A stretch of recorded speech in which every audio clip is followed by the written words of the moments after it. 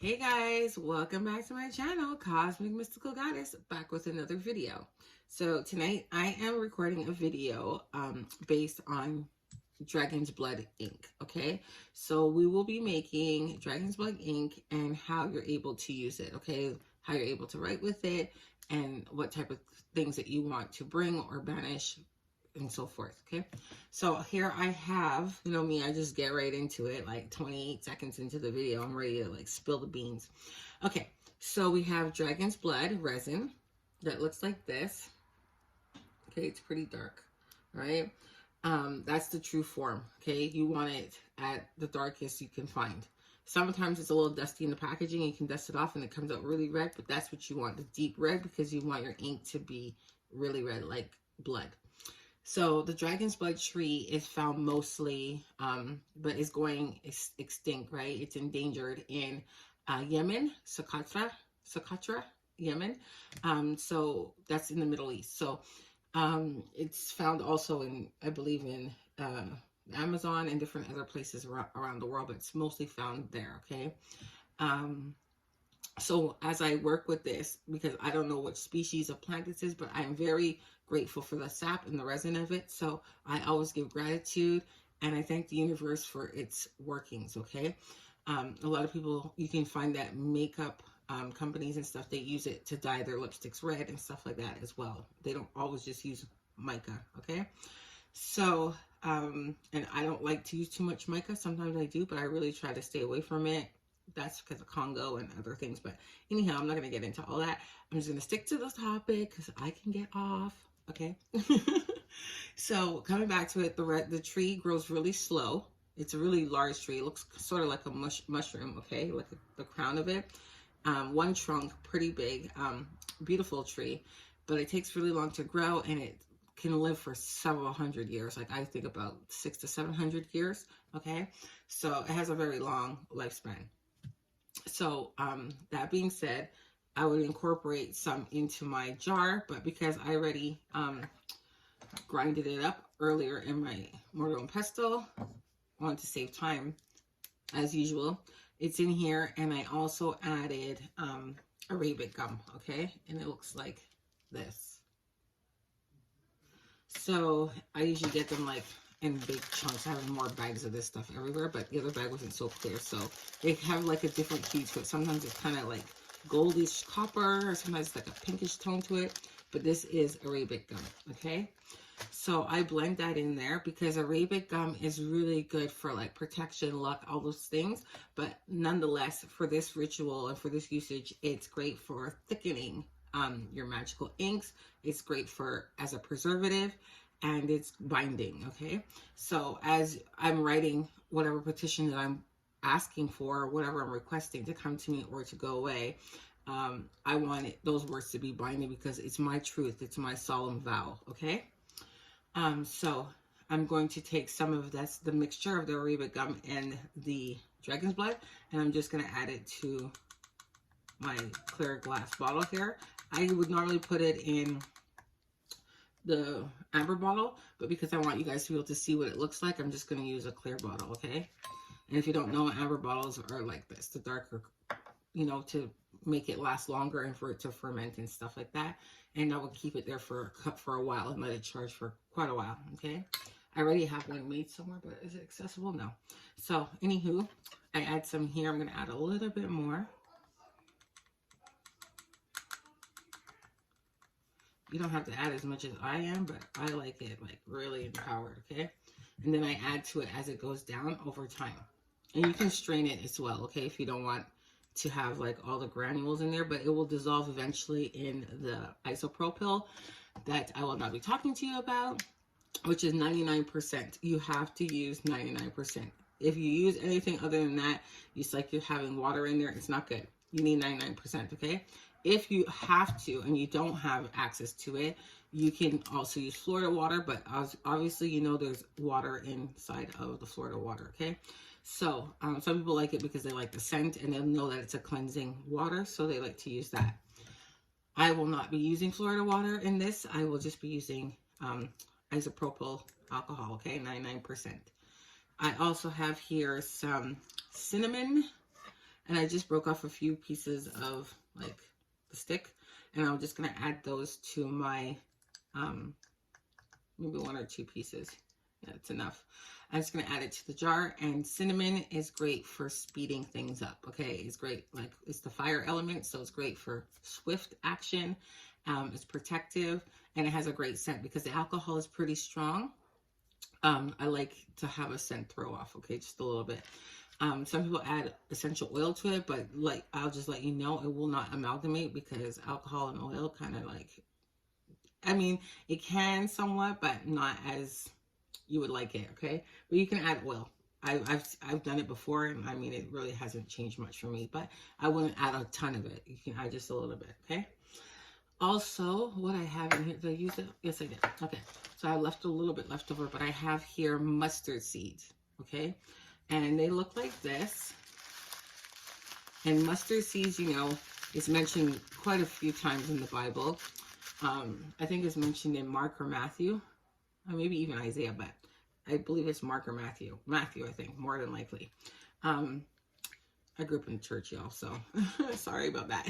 So here we go. There is, this is the grounded version of the mustard seeds.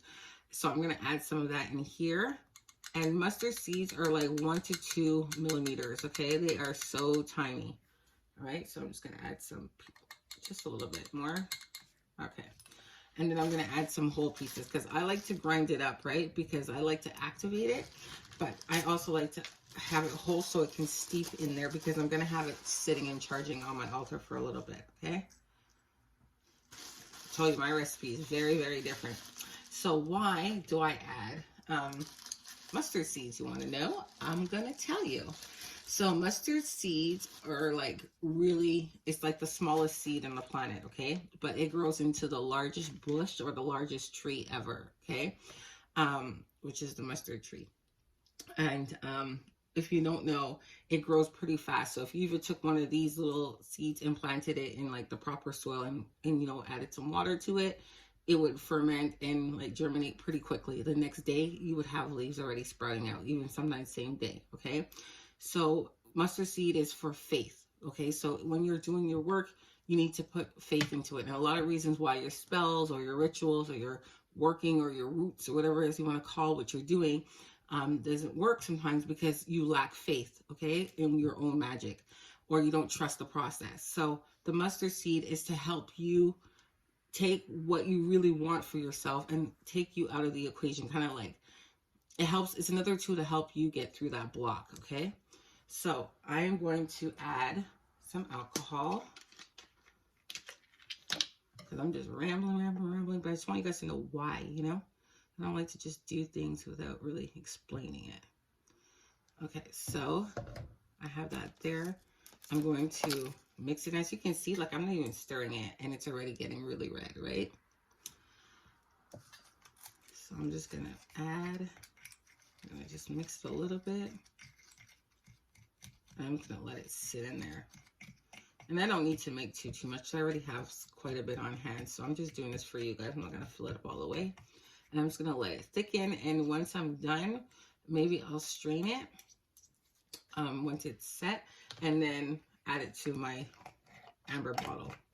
Okay, so this is what it looks like. And look how red that is. Looks like blood. That's true dragon's blood. Okay, so you can add your own blood. If I haven't mentioned, you can do that as well. And I did mention that in my dragon's blood, my blood magic video. I did mention that. So I'm gonna have that put aside. All right. And actually, just to let you know, for the mustard seeds, they're also fire element and they're associated with the planet Mars, okay? So we got a lot of fast action herbs in there, okay? So right now I have here parchment paper. You know, I love me some parchment paper.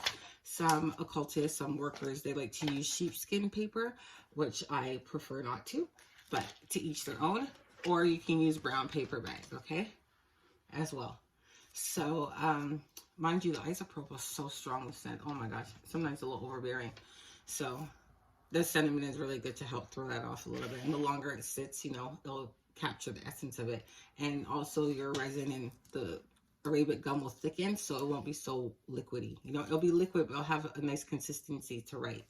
So here I have, also with my parchment paper, is some feathers. So I have a purple one, and that's for power. So if I want to like put power, or I want spells for empowerment, or whatever reason, when it has to do with power or domination, stuff like that, I would use a purple feather. You can use a bird feather, like an actual bird, real feather, like from a bird, which this one is. Okay, so it's the closest to the above, to the cosmos, to heaven, if you would like, if you believe in heaven and hell thing. So feathers symbolize carrying messages. Birds are messengers, right? So I like to use feathers when I'm doing my writings. You can use green for money, luck, all that stuff. Jobs, you know. You can use black for banishing. And you can buy the plastic ones too. Like, you don't have to get like the real feather. Like, you can get the ones from Michael's craft store and just use those as well, okay? And the colored ones are definitely from the craft store, just to let you know. If you can find a black feather that's real, then use it, right? But you can use it for banishing or baneful magic. But we're talking about benevolent magic right now, right? I also here have a nib, like a pen, a nib pen. And this is great to dip your ink into and write. And this is my Oshun one. Isn't it lovely? So I like to use this one for just every type of working that I'm doing pretty much, which isn't baneful. I like to use this type of, this pen. So sometimes I use the feather and sometimes I use this one. And you can also use a quill, which I don't have on hand. I know it's somewhere maybe downstairs. But a quill is like brown. It's like a porcupine. They have a porcupine that you can use as a pen as well. Sticks, so you can use that. Or you can just get a piece of wood, or a pen that's dead and just dip it into your ink. I mean, you work with what you have, right? So I'm going to dip mine into the ink. And this is how you would write your petition, okay? So I'm just going to write the word dragon's blood. And because it takes time normally to write with it, and your intentions are really strong when you're writing your magic, because it's not like a pen, like regular ink, that it's just there flowing. You have to dip and take your time, right? Each time. So now it's dried out. I would have to dip again because there's nothing to write with, as you can see, really. All right. So you would take your time and write out your intention, and that empowers your spell even more.